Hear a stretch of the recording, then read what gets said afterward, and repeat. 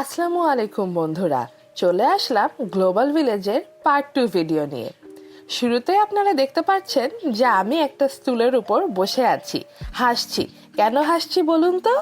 এই যে দেখুন, আমি গ্লোবাল ভিলেজে আমারই নিজের ক্যারিকেচার একটা পোর্ট্রেট করে নিচ্ছিলাম। তারপরে আমি নিয়ে নিলাম টার্কিশ আইসক্রিম। যারা টার্কিশ আইসক্রিমের সাথে পরিচিত তারা অবশ্যই জানেন যে এইখানে তারা যে গেমটা খেলে কাস্টমারদের সাথে, সেটা কি মজা লাগে এবং বাচ্চাদেরও এটা খুবই ভালো লাগবে। তারপরে আমরা আবার চলে গেলাম আমাদের সফরে, পুরাটা ঘুরে বেড়ানোর সফরে। আমি প্রথমেই চলে আসলাম এইখানে।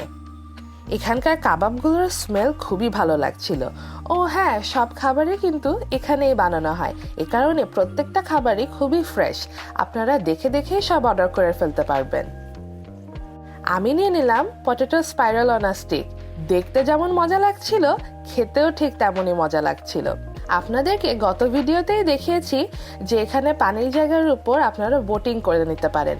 আপনারা যদি ভিডিওটি না দেখে থাকেন, এক্ষুনি ভিডিওটি দেখে ফেলুন। এই ওয়াটার রাইডের এখানে থাইল্যান্ডের ফেমাস ড্রাগন শো কিন্তু ওরা করে। ব্যাস, আমরা চলে গেলাম আমাদের সফরে, পুরোটা ঘুরে বেড়াচ্ছি। এখানে Egypt, Iran, Iraq, Japanese, Chinese আর কি চান সব কুইজিনই অ্যাভেলেবল। বাচ্চাদের জন্য বেলুনসেরও স্টল আছে। পুরো জায়গাটা এত সুন্দরভাবে গুছানো এবং সাজানো।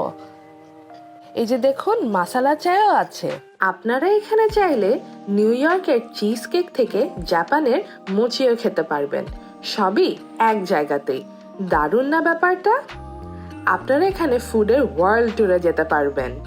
প্রত্যেকটা জায়গায় তাদের দেশের থিমের উপরেই সাজানো ছিল এবং সাথে ছিল সেই দেশের থিমের উপরেই নানা রকম দোকান। সেই দোকানের এরিয়াতেও কিন্তু নানা রকম শো হচ্ছিল। ও বলে রাখি, গ্লোবাল ভিলেজে কিন্তু নিউ ইয়ার্সে অনেক দারুণ ফাংশন হয়। আপনারা যদি কেউ নিউ ইয়ার্সে দুবাই যেয়ে থাকেন, তবে আমি বলবো এই শোগুলি না মিস করার। এই যে দেখুন, কটন ক্যান্ডির স্টলও আছে। কটন ক্যান্ডি বা ক্যান্ডি ফ্লস কিন্তু ওরা অনেক সুন্দর করে বড় আকারে করে করে দেয়, যাতে বাচ্চারা মজা পায়।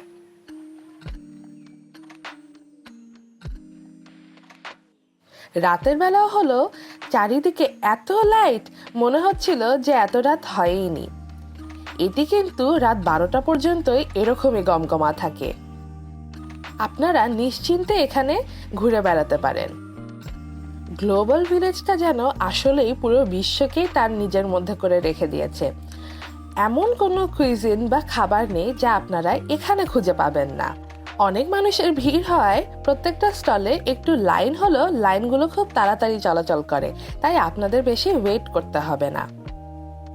এই যে দেখুন, সব খাবারগুলোর সামনে ডিসপ্লেতে দেয়া আছে যাতে আপনারা দেখে দেখে খেতে পারেন। মেক্সিকান খাবার, ইটালিয়ান খাবার, ফ্রেঞ্চ খাবার, কি চান সবই আছে এখানে।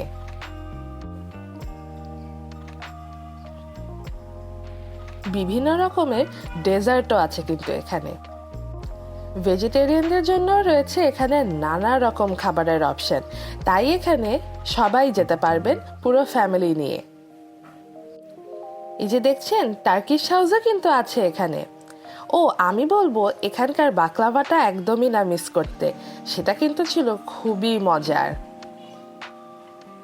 খাবারগুলো খাওয়ার থেকেই বানানো দেখাও কিন্তু আমার বেশি মজা লাগছিল। এই যে দেখুন, কি সুন্দর খাবারগুলো বানিয়ে দিচ্ছে কাস্টমারদের জন্য। আমরা এখান থেকে একটা কাবাব আর নান প্ল্যাটার নিয়ে নিয়েছিলাম। আম্মুর আবার একটু কাবাব খেতে ইচ্ছা করছিল, তো তাই। এই যে দেখুন, কি সুন্দর দেখতে। আর এটি ছিল রোড অফ এশিয়া। এই যে আমি এতক্ষণ ধরে বলছিলাম জাপানিজ, চাইনিজ, কোরিয়ান খাবার, এর ভিতরে গেলে আপনারা পাবেন। সাইডে দেখছেন আফ্রিকান খাবার এবং কাতারের খাবারও রয়েছে।